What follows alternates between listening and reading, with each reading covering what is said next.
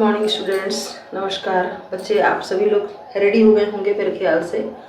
आज हम लोग जिस चैप्टर को पढ़ेंगे उसका नाम है पहलवान की ढोलक, जिसके रचनाकार हैं फणीश्वर नाथ रेणु। जैसा कि आप देख रहे हैं बच्चों, ये आंचलिक लेखक या आंचलिक उपन्यासकार के रूप में जाने जाते हैं। मैं इनका पूरा कवि परिचय पढ़ाऊंगी, लेकिन उससे पहले हम ये जान जाते हैं कि आंचलिक का अर्थ क्या होता है। आंचलिक का मतलब होता है क्षेत्र विशेष। क्षेत्र का मतलब ग्रामीण।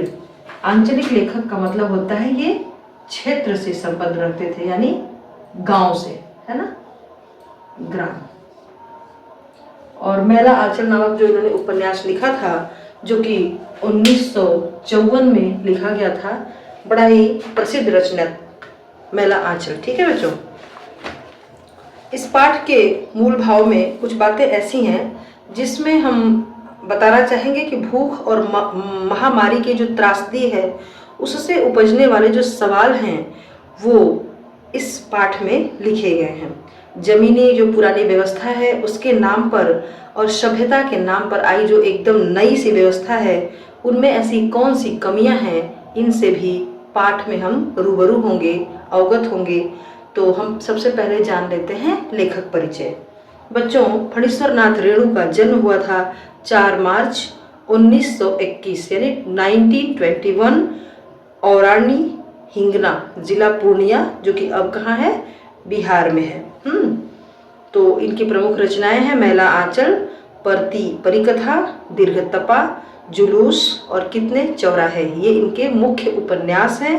ठुमरी, अगिनखोर, आदिम रात्रि की महक, एक श्रावणी दोपहरी की धूप, कहानी संग्रह है।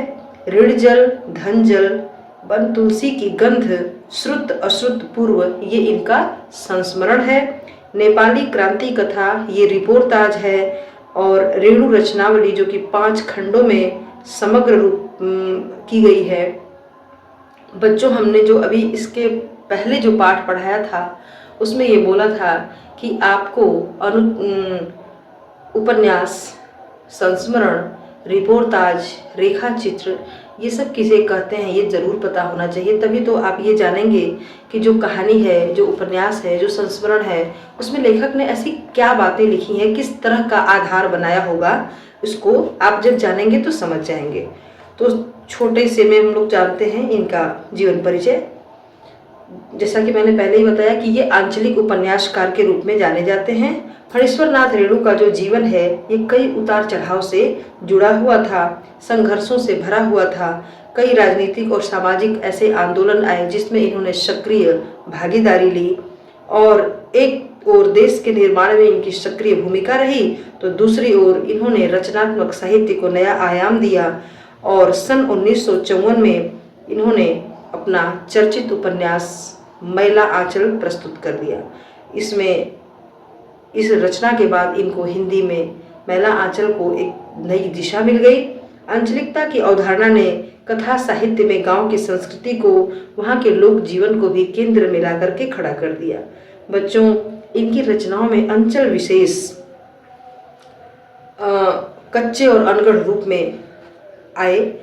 साथ ही साथ अंचल का मतलब होता है गांव। गांव की जो शस्य श्यामला भूमि है, दूसरे तरफ जो धूल भरा गांव का माहौल है, उन दोनों चीज़ों को इन्होंने एक सूत्र में बांधने की कोशिश की।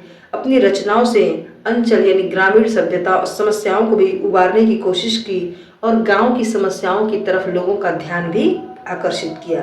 बच्चों, इसमें इन्होंने एक कहानी लिखा जिसका नाम है पहलवान की ढोलक। और ढोलक की जो उठती गिरती आवाज़ है, उसके जो थाप है, पहलवान की जो क्रियाकलाप हैं, उसका जीवन के सुयोग और दुर्योग से कैसे इन्होंने सामंजस्य जोड़ा है, इस पाठ में हम लोग पढ़ेंगे। फणीश्वर नाथ रेणु जी का निधन 11 अप्रैल 1977 1977 को पटना में हुआ था। अब हम आप लोगों का समय पाठ के सारांश के साथ जोड़ेंगे।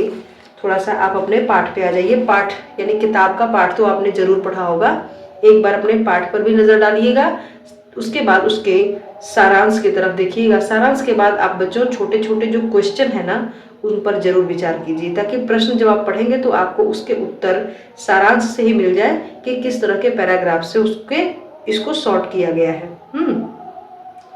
बड़ी मेहनत करके हम आपको इन चीज़ों को प्रस्तुत करने की कोशिश कर रहे हैं ताकि दिक्कत ना हो। तो आशा करेंगे कि आप भी अपनी परीक्षा में इसके सहयोग जरूर लेंगे।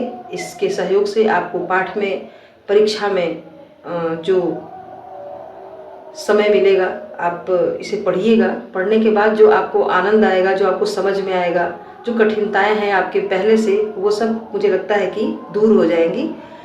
तो आते हैं हम सीधे आपके पाठ के सारांश पर। पहलवान की ढोलक। पाठ में फणीश्वर नाथ रेणु ने कहा है कि सर्दी के मौसम में अमावस्या की ठंडी और अंधेरी रात के सन्नाटे में मलेरिया और हैजे से पीड़ित गांव का दृश्य है। ऐसी हृदय विदारक सिसकियां हैं, कराहने की आवाज़ें हैं और बच्चों के रोने की आवाज़ भी सुनाई पड़ रही है। सियारों की डरावनी आवाज़ें सुनाई दे रही हैं। कभी कभी उन बच्चों की आवाज़ों को निस्तब्धता को भंग कर दे रहा है। ऐसे समय में जो पहलवान है, पहलवान का नाम क्या है? लुट्टन। लुट्टन जो है वो शाम से सुबह तक अपनी ढोलक बजा करके मृत गांव के लोगों में एक संजीवनी शक्ति का काम करता है। यानी ढोलक की थाप बजाता है तो बच्चों को या गांव के लोगों को लगता है कि जीवन अभी है हमारा। और लुट्टन के जीवन की कुछ बातें बताई गई हैं कि लुट्टन की शादी हुई थी बचपन में ही और उसके माता पिता 9 साल की उम्र में ही चल बसे थे। विधवा सास ने ही उसको पाल पोस करके बड़ा किया था। किसको? लुट्टन पहलवान को। बचपन से ही कसरत करने के कारण बड़े होने पर वह पहलवान लगने लगा था। एक बार वह श्याम नगर के मेले में गया था दंगल देखने के लिए। वहाँ पंजाब से चांद सिंह पहलवान, जिसे शेर के बच्चे का टाइटल दिया गया था, वह भी आया था। देसी नौजवान पहलवान उससे लड़ने की कल्पना भी नहीं कर सकते थे, लेकिन लुट्टन ने बिना सोचे समझे उससे लड़ने की चुनौती दे दी दंगल में। चांद सिंह और लुट्टन के मध्य में दंगल का मुकाबला शुरू ही हुआ था कि श्यामनगर के वृद्ध राजा ने लुट्टन को कुश्ती से हटने को कह दिया, लेकिन लुट्टन की जिद के आगे उनको दंगल की इजाजत देनी पड़ी। लुट्टन ने चांद सिंह का दाव काटकर उसकी गर्दन पकड़ ली। ढोल की आवाज चटाक चट धा, इसका अर्थ क्या था? उठाकर पटक दे, ऐसा उसको लगने लगा पहलवान को।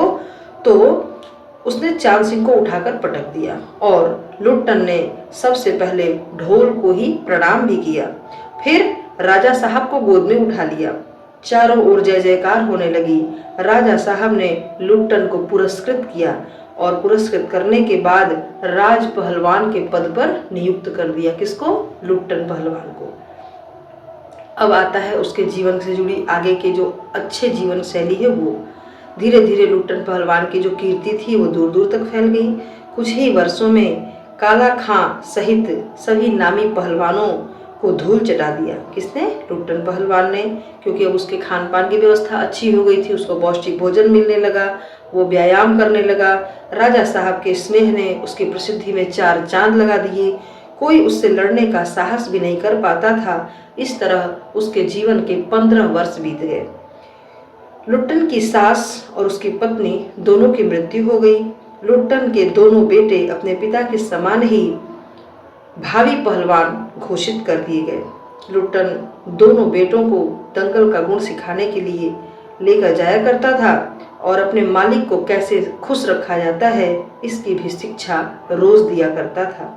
राजा साहब की भी मृत्यु हो गई। तो राजा साहब की मृत्यु के बाद उनका विलायत यानी विदेश रहने वाला बेटा आया जो कि राजकाज संभाल लिया। घोड़े की रेस में दिलचस्पी रखने वाले राजकुमार ने पहलवानों को बोझ समझकर बाहर का रास्ता दिखा दिया। उसको लगा कि पहलवानों को रखने से कोई फायदा नहीं है, तो राजकुमार ने पहलवानों को बाहर भेज दिया। लुट्टन पहलवान जो था गांव के बाहर झोपड़ी बनाकर रहने लगा। लड़के मजदूरी करके अपना जीवन यापन करने लगे। एक बार गांव में अकाल पड़ा। हैजे और मलेरिया के प्रकोप से गांव के लोग बेहाल हो गए थे। रोज 2-2, 3-3 लाशें उठने लगीं। औषधि नहीं थी, उपचार नहीं था, पथ्य विहीन, पथ्य का मतलब होता है भोजन, भोजन विहीन लोग, प्राणी, जो ये सब चीजें उनके पास नहीं थी। तो इस स्थिति में जो लुट्टन पहलवान थे, इनकी जो ढोलक की थाप थी वह इन लोगों में संजीवनी बूटी का काम करने लगी, संजीवनी शक्ति भर देती थी।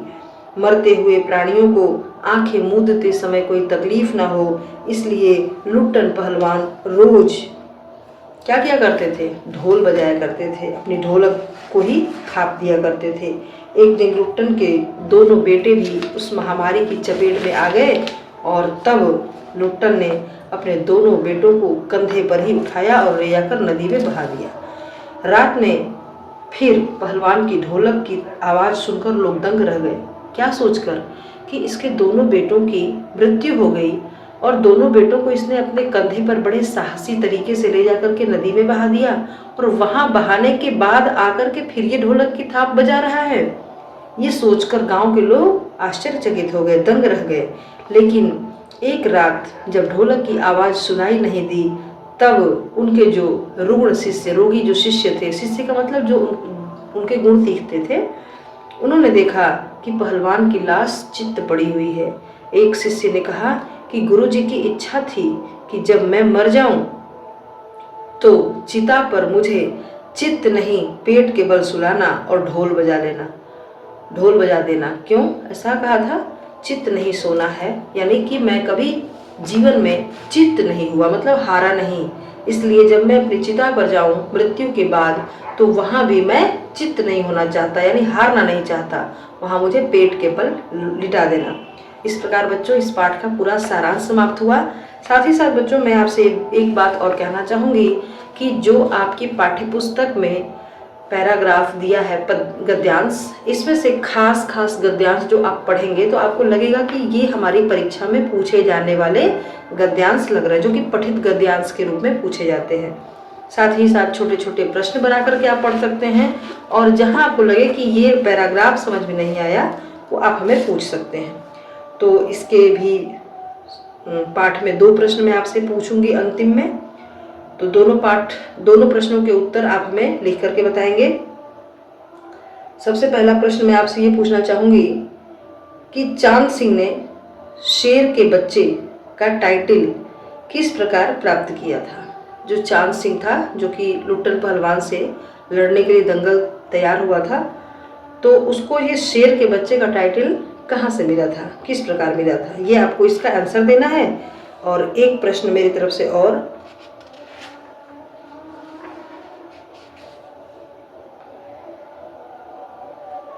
लुट्टन सिंह के सिर पर कसरत की धुन क्यों सवार थी? प्रश्न हमारा फिर सुन लीजिए, लुट्टन के सिर पर कसरत की धुन क्यों सवार थी?